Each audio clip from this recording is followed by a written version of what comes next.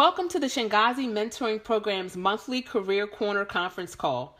On each of our calls, we will be interviewing a woman of power who has demonstrated excellence in both her career and in her community. Today, we will be interviewing Dr. Jacqueline Walters. Dr. Jacqueline Walters is changing the world. As a prominent physician, Dr. Jackie, as she is affectionately known, is gaining major acclaim and public notoriety as a national expert on women's health, a strategic philanthropist, and a rising television star. Dr. Jackie graduated from the University of Mississippi and Alcorn State University, earning dual Bachelor of Science degrees. She later earned her medical degree from the University of Mississippi School of Medicine. In 1997, Dr. Jackie completed her residency in obstetrics and gynecology from the Medical Center of Central Georgia and Mercer University. After residency, she started in private practice, where she also became affiliated with Northside Hospital in Atlanta. She has remained in private practice for 18 years. As a nationally celebrated board-certified obstetrician and gynecologist, Dr. Jackie's high-profile clientele consists of the Braxtons, rapper T.I., and superstar Usher. In her practice, Dr. Jackie merges traditional and steadfast medicine along with a cutting-edge method that focuses on the mind, body, and spirit. Her patient-focused approach and compassionate care to a diverse population of patients have afforded her recognition as a premier medical specialist in her field. Being a 2-time breast cancer survivor, Dr. Jackie understands the effects of personal health challenges. As a dedicated teacher, she has assimilated a women's wellness program into her practice to help eradicate the increasing number of heart disease cases amongst women. In 2013, Dr. Jackie founded the 50 Shades of Pink Foundation, an organization that pays tribute to women and men diagnosed with breast cancer, nurturing their psychological and physical well-being. The charity's mission is to treat the inner and outer beauty of breast cancer survivors. It hosts an annual fundraising luncheon in October that allows a foundation to further awareness through gifting, sponsorship of various health initiatives, and family workshops. In 2013, wow, you were busy in 2013, Dr. Jackie. She also burst into the small screen as one of Bravo's hit reality series, Married to Medicine, where she is the esteemed practitioner who earned legions of fans for her distinct style, sense of reason, sincere compassion, and unrivaled elegance. Dr. Jackie has proved to be an important influence on the show, using the platform to display a positive and successful female image while raising awareness on the health issues that people must face each and every day. Dr. Jackie resides in Atlanta with her husband, Curtis. Dr. Jackie, welcome to the Shangazi Mentoring Program's monthly Career Corner conference call. We really appreciate you. How are you today? Well, thank you. Thank you. I'm having a wonderful day. It's cold and wet in Atlanta. But I'm having a great day. Busy day, but having a wonderful day. Well, thanks for squeezing some of your precious time in to talk with us today so that we can get very familiar with your journey. And I know that many of our young women would love to know what you were like when you were 16 years old. Now 16 a few years ago, I'm going to just say a few years ago, is absolutely nothing like 16 now. But I was probably definitely very creative. I had my mindset that I wanted to do more than stay home in small town Mississippi, which I appreciate so much, and probably wouldn't be the person I was if it wasn't for that place. Mm-hmm. But I wanted to get out and venture out. I was taking piano lessons. I wanted to do everything there was to do. I had my mindset. I promise you, at 8 years of age, I kept telling them, one day my name is going to be famous, and one day I'm going to live in a big city. So I was just creative and experimental, but nothing that we would consider dangerous. But I always wanted to be a part of everything that was going on in small town Mississippi. Okay, really engaged. That's awesome. Of course, we encourage that with a lot of our young ladies today.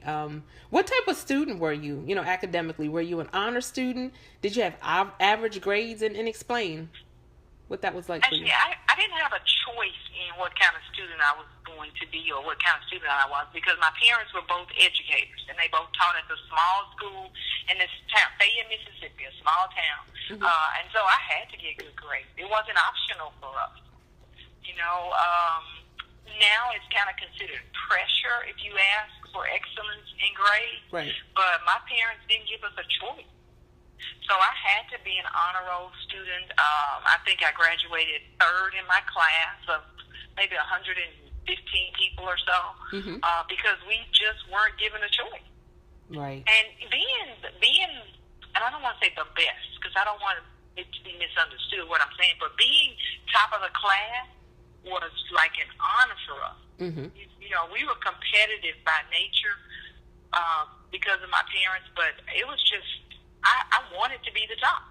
Right. You were a lot of that was self-driven as well than just your parents pushing you. That's good to know. Oh, yeah. Nobody did homework with us back in the day. I often tease my mother now, like I think I was deprived. Because you were given a homework assignment, and they may go to the store and buy tape or glue or a poster board or construction paper, but that was it. And you had to do well. That's right. You had the foundation and the resources, but it was up to you to make it, right? Exactly. And there was no option. Right. There was really no option. You knew in the back of your mind there was really no option but to make it. That was the expectation. Right. What type of activities were you involved in as well? Sorry.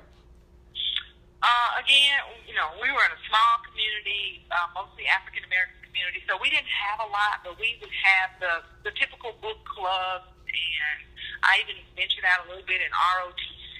Mm-hmm. My mother was not into athletics, so we could not, for whatever reason, do sports. Mm-hmm.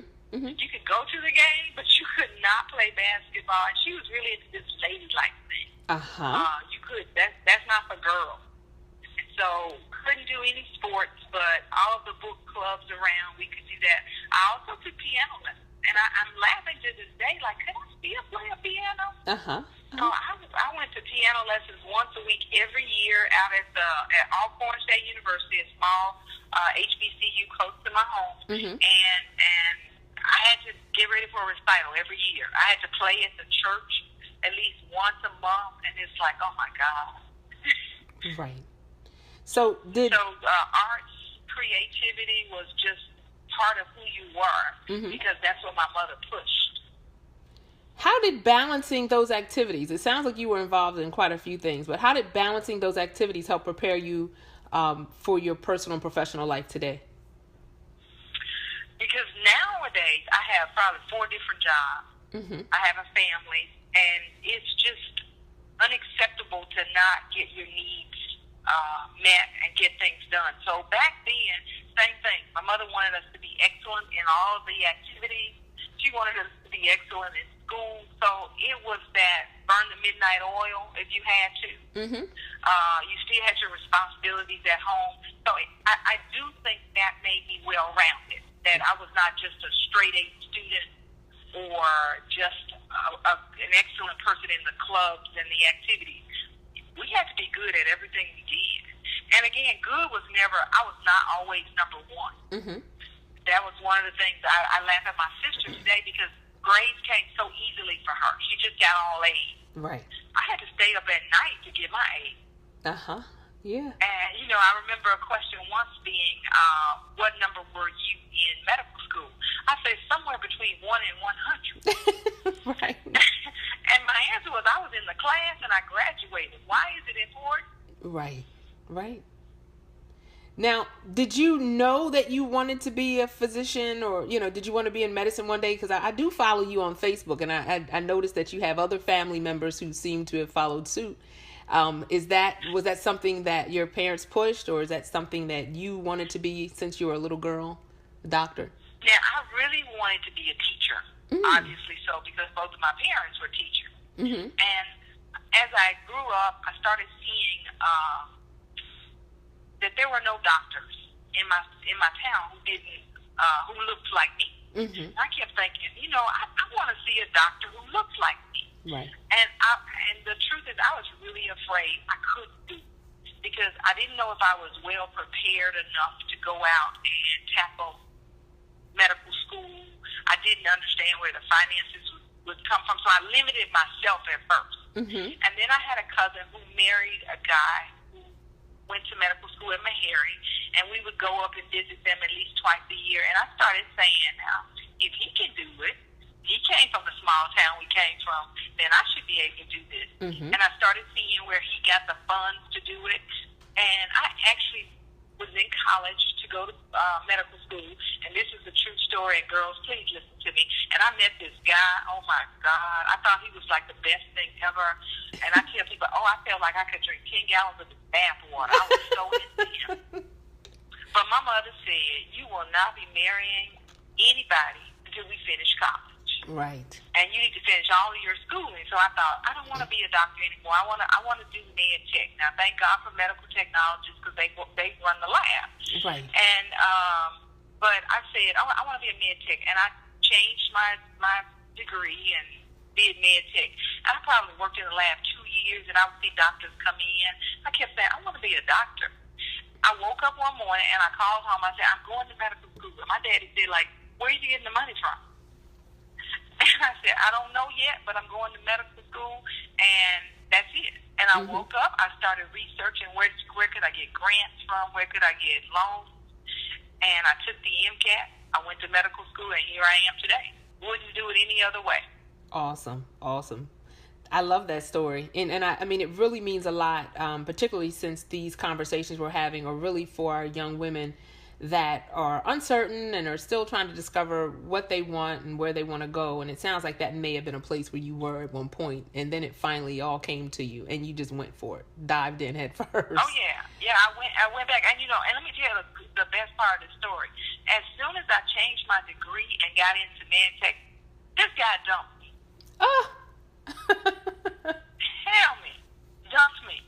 And so my story to everybody is do what's good for you, and the rest of it will fall in place. Because I really was doing that because I'm so into this guy in college. I want to marry him. This is the man of my dreams, or so I thought. Right. That I changed my life to accommodate somebody else's dream. Right. And didn't pursue my own dreams. And then guess what? That dream was gone. Yeah. Did you face any major roadblocks as a teenager or just a young adult? And how did you overcome some of those roadblocks and obstacles? And it could be just, one or two things that you dealt with as a young lady. Personally, financially, we were struggling. Mm-hmm. My parents always made us feel like we had everything we wanted and everything we needed until one day when I was applying for college, I realized we didn't have a lot.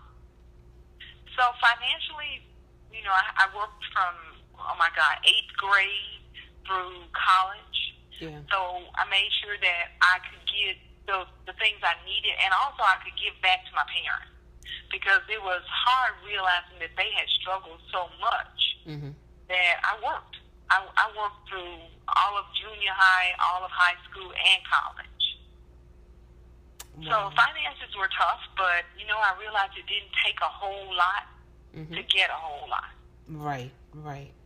And I didn't have to have name brands. I didn't have to have the best hairstyle and stuff to get a good education. And that's what my mother stressed. This is your job. Your real job in life is to get a good education so you can be a productive citizen. Right. And then everything else fell in place and will fall in place for you. I hear that. Yeah. What's it like being a doctor? Being an OBGYN, an obstetrician gynecologist, what does your typical day look like? And what were some of the challenges maybe that you've had in your career as a young woman starting off? And I mean, did you really know what you were getting into? And what's it feel like every day for you? And how's that transition, over the years? How have you gotten more and more accustomed to what you do every day? That's a loaded question. So as an obstetrician gynecologist, we take care of women, as an obstetrician who are pregnant. So we take care of pregnant women and we deliver babies. As a gynecologist, you take care of the needs or the woman's body, breast, female disease processes or just well woman. Mm-hmm. And so the two together means I'm always taking care of a woman. Mm-hmm. Yep. Now, you know, in itself, being with women all day long can it's like a whole potpourri bowl of emotions. You know, you have them happy, you have them sad, you have them emotional, just women, depressed. We get so intimately involved in the person's life that you almost feel like you become a family member because you don't only just take care of them during the pregnancy. Right. There are a lot of women I started taking care of at age 18 who's still my patient. And I use Tamar Braxton as my example. Mm-hmm. I first met Tamar when she was 18 as my patient. Right. And here she is, way more than 18, and I'm still taking care of. I've delivered a baby, so much so that those girls feel like they're my family. Right. Right. But the day starts early because in my practice, I try to do everything early in the morning because I'm just an early person. So I get up at 4:45 so I can go to the gym at least 3 days a week. Mm-hmm. I'm in surgery most mornings by 6:30, and please, if everything goes as expected, I'm out of surgery by 8:30. I'm at the office by 9, and I see 40, sometimes 50 patients in a day. Evenings, I have different board meetings or activities that I'm involved in. During the film season of Married to Medicine, I do my filming in the evenings and at night. Mm-hmm. So I may leave the office and go and film. I'm on call once every other Tuesday. Thank God I have a dedicated day. Mm-hmm. And every 10th weekend, I take calls Saturday and Sunday. So I have a life of, and don't ever let me forget this, and let me say this so I'm not in trouble. And I have a husband. Right. Yes. That's major. And so meeting the needs of my husband sometimes is a job. Mm-hmm. But I have a husband. I have a daughter by marriage. Mm-hmm. My mother's still alive. I have 4 wonderful nieces, one of them in residency for OBGYN, Mm-hmm. one of them in medical school, and 2 smaller nieces. So I have a busy life. But I don't think I'd have it any other way. I can recall having had breast cancer, being at home for 6 weeks. I was driving myself crazy. Mm-hmm. It was like I can't watch any more HGTV. I can't go to the door and look out like a kid anymore. I needed stuff to do. I had read every book I wanted to read. Right. So I enjoy my busy life. It's just when it starts getting disorganized, and I stress to everybody, organization is probably the best thing you could ever do if you've got a busy life, Mm-hmm. is have a system in place. Right.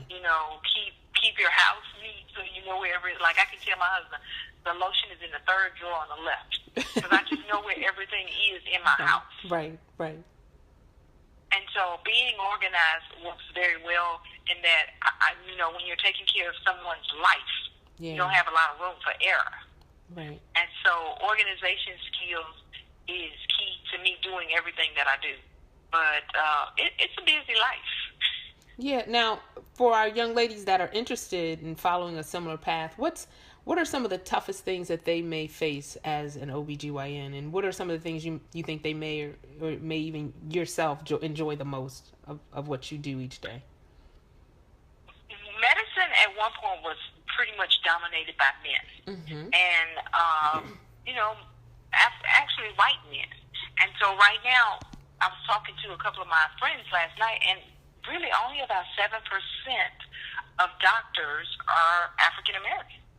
Wow. So, being a woman and being an African American creates a little bit of an obstacle, but not a lot, because again, we use obstacles as just stepping stones to get to a next level.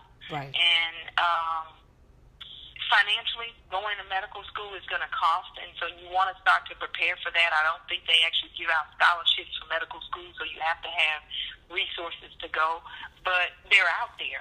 So don't ever feel like you can't go because you don't have the money. You may have to pay it back, but you can get the money. So, finances, being a woman, you can't always display the emotions that we want to as a woman because it's judged as being difficult or being dramatic. Mm-hmm. So, there's a fine line between expressing what you really feel and not putting a whole lot of drama in it, because the world won't take you serious. Right. They'll we can say that from the latest election, that if a woman has an emotion, it's kind of downplayed as she's emotional and she can't really do the job. So you have to find that fine line on being a woman and watching the emotions. I'll say that. But financially, just always know there's money out there. There's no reason to say you can't go to school because you don't have money, because there are resources out there. Right. Now, a job that gets you up at, or a profession that gets you up at 4 a.m, right, to work out and get excited to move on with your day, there has to be something or many things that you really, really enjoy about it. Tell me what gets you up in the morning. What makes you excited about what you do every day? Well, let me be honest with everybody. I do get paid well. Okay.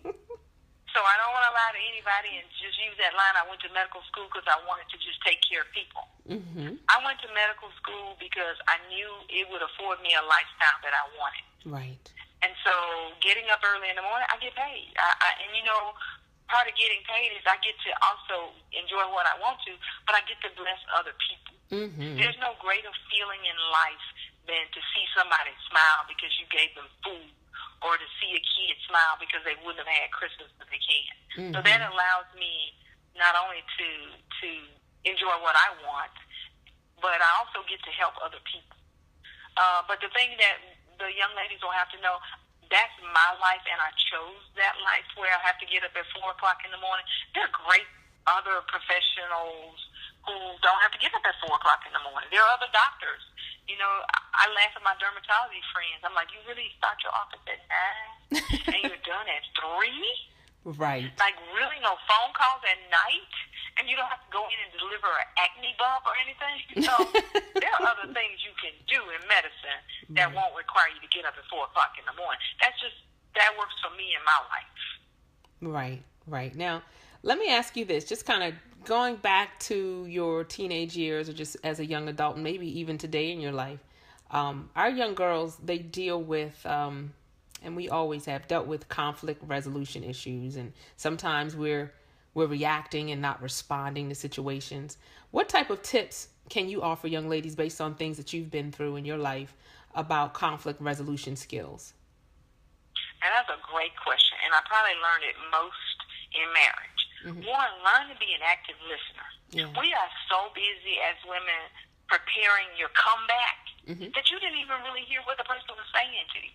Right. It's like all you heard was, you didn't cook dinner last night. I'll use that as an example. Mm-hmm. And I'm so ready for my comeback that I got up at 4 o'clock this morning and I went to the gym so that I look good for you, and I went to work, and I'm so busy getting my comeback ready that I didn't hear my husband say, you didn't cook dinner last night and I want to take you out to eat.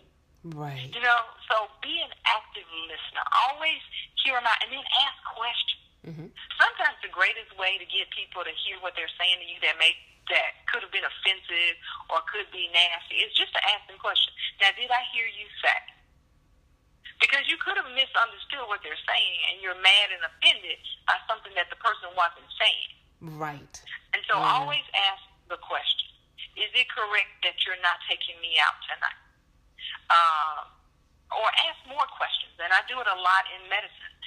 Women will come in and say, I have an irregular period. And I'm like, can you define irregular? Because in my mind, what's irregular may not be what she's calling irregular. So active listener, ask questions to get clarification on what the person is saying to you, so that it doesn't come to this whole, I'm mad and I'm rolling my neck or I'm crying, because you misunderstood.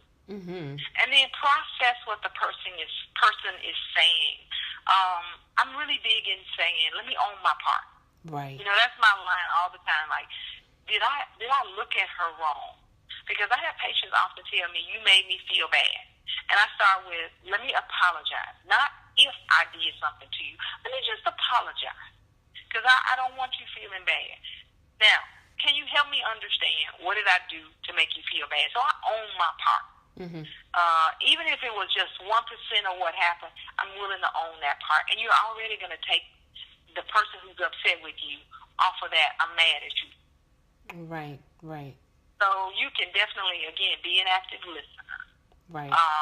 Process what the person is saying to you and own your part and ask questions. Right. You don't have to get nasty with a question.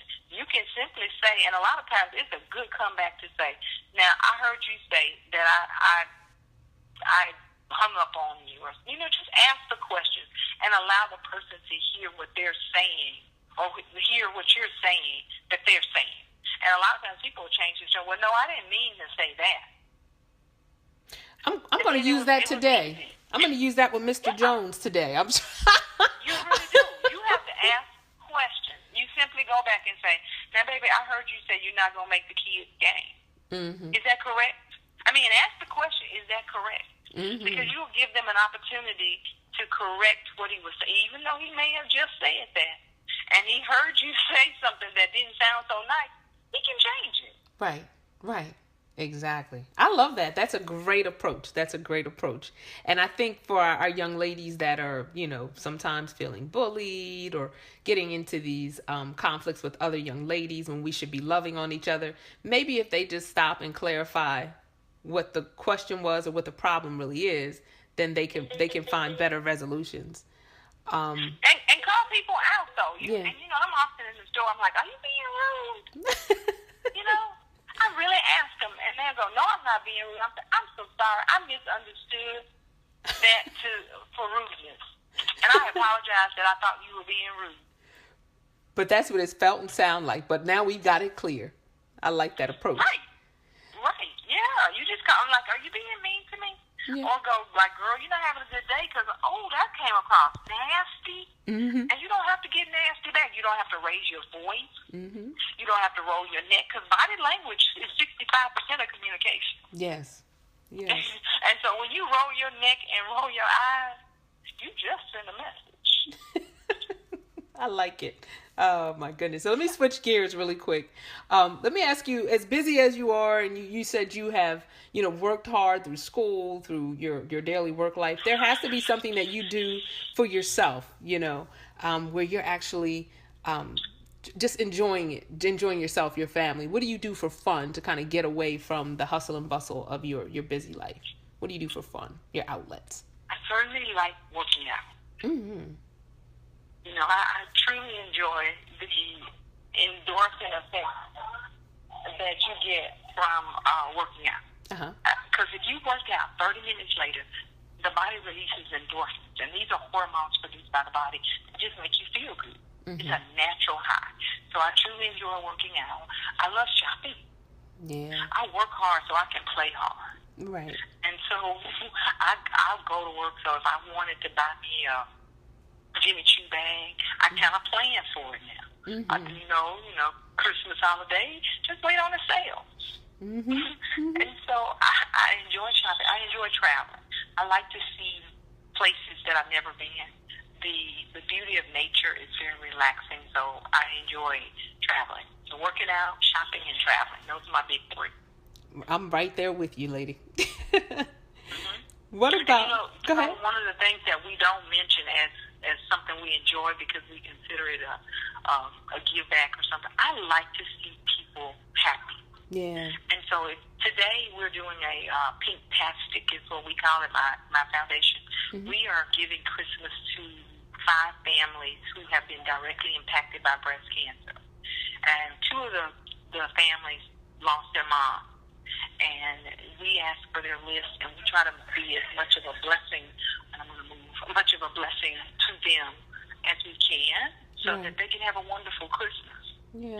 And you want to see me smile today is to see those babies just know that they're still having a great Christmas, even though their moms aren't here. Mm-hmm. It's seeing somebody else smile. Absolutely. And as much as you've done for others, in your lifetime, for your family, and you've touched so many people, why do you think it's so important for us to give back? Because you do a great job at it. Why is it so important? I truly think life is, and I'll use the term seed and harvest. Mm-hmm. What you give out, mm-hmm. it comes always back to you. Right. So if you give out good, you will, and you may not feel like you're getting good back, but it really always comes back.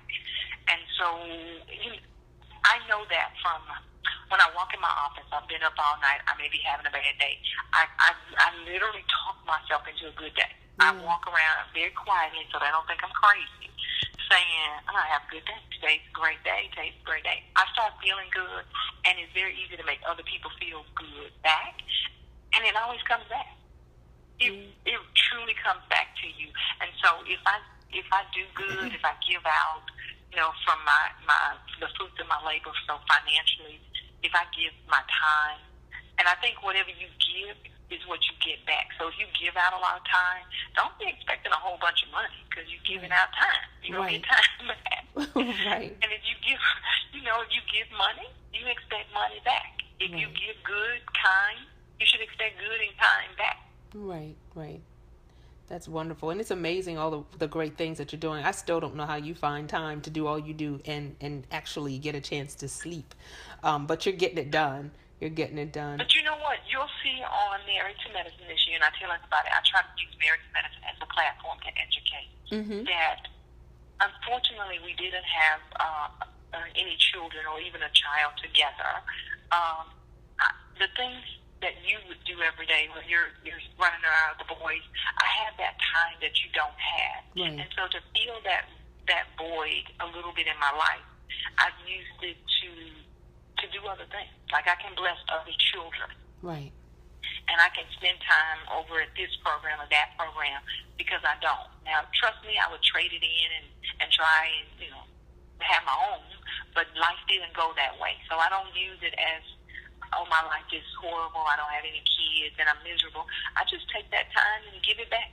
Right. And you know what, for myself personally, when I'm under stress, it's hard for me to get anything done. But it sounds like I can't say that you live a stress-free life, but to do all that you do, and to, you got to find ways to be stress-free, so that you can be impactful. Oh, yeah. Yeah, worrying and stress actually is negative meditation. And if people ever think about it, when you're worrying, you're conjuring the problem. Yeah. You're just kind of rehashing the problem over and over in your head.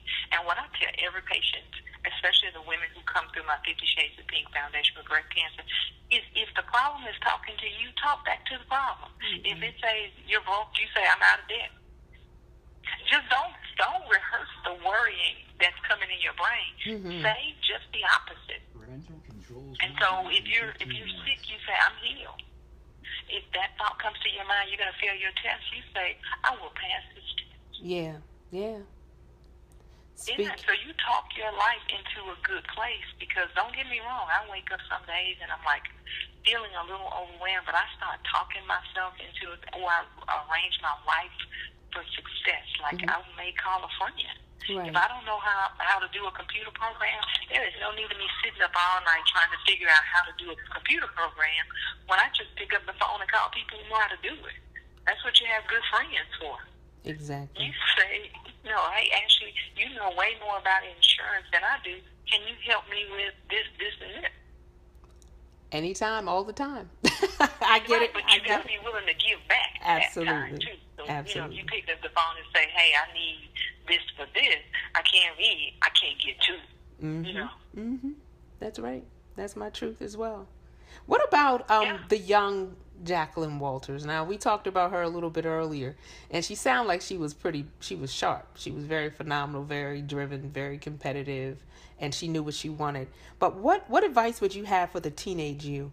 And what advice do you have for maybe some of our young mentors that are listening in today? I think for young women, and again, that's what I typically see are women, and even for the young women, is I need them to focus on being productive women. I mean, you're young now, enjoy life, but enjoyment needs to be safe. And I mean, if I'm allowed to, I'll tell you, as a female doctor seeing women, I always ask the young ladies, why are you in this relationship? Why are you putting your greatest asset at risk in this relationship? And, especially physically, is to say, you got to think long term. I know you want to enjoy at the time, but every decision you make, there's a consequence to it. And even in today's society, I have a daughter about marriage. I have young nieces, and they all keep me in the know. But I always ask them now, if I do this, what's going to happen next week? What's going to happen next month, next year, 5 years, 10 years? And so process every decision you make. Mm-hmm. Mm-hmm. Even music, I often tell my niece, now you listen to that all the time, and that is so going to get ingrained in your head, and that's going to become you. So every decision, everything you do has a long-term effect, whether you know it or not. Right. And to think it through, education, physically, mentally, is to remember what you do today will show up in your life some way, somehow, next week, next month, next year, 5 years, 10 years. Awesome. And make good decisions. I'm constantly rehashing that with the young people in my life, and particularly my children. Make good decisions, because you just don't know how it will affect you in your future. And Dr. Walters. And if you make a bad decision, though, Ash, please tell them, if they make a bad decision, go to the right people to get help. Yeah. I see young women again, and I don't know the age group of women you see who made bad decisions on dates or made bad decisions in life. Don't tell me about it in 5 years. Yeah. Don't tell me about it in 5 weeks. If you made a bad decision last week and something happened that you didn't want to happen, tell me now. Because I could probably help you stay out of trouble now than if you wait several weeks or several months down the line. So, we're young. They are young people, and they might not always make what we consider a good decision. But if you see the consequences, tell us about it. Exactly. Yeah. Make the best decision. Yeah, make the best decision you can, and wherever the chips may fall, keep the people that you know and love informed around you, so that we can keep you going in the right direction. Exactly. Well, Dr. Jackie, I thank you so much for joining the Shangazi Mentoring Program conference call and being one of our women of power. Again, your time is huge. It's valuable. The information that you shared, and you share on television, once a week, you're touching so many young ladies, and hopefully give them the motivation to move in the right direction. So thank you so much. We really appreciate you. I love you. And when I'm in Atlanta, I'll be seeing you very soon. Please do. And if the girls have questions they need to ask, there is a website available that you can certainly put out on the website if you have one, or add it to the call. I think there are direct messages they can send, and I'll be honest, my assistant will take them off, and she'll ask me. So I'm not physically typing them back to you, but I am physically answering your questions. Yes. So feel free to reach out, Facebook, Instagram, and all the other social media sites out there that I may not know how to use, but I definitely get your questions. Yep. Did you hear that? So go to www.shangazimentoringprogram.com if you have not, and sign up to be one of our mentees. Sign up to be a volunteer, and reach out, comment. If you have questions for Dr. Walters, we'll definitely make that connection and get some questions answered for you. So thanks again, Dr. Walters. I appreciate your time, and be safe out there, and enjoy your wonderful day and your beautiful weekend. All right, so do you guys, and you're doing an excellent job, ladies. So I want to commend you. So thank you, and have a great Saturday. Thanks, you too.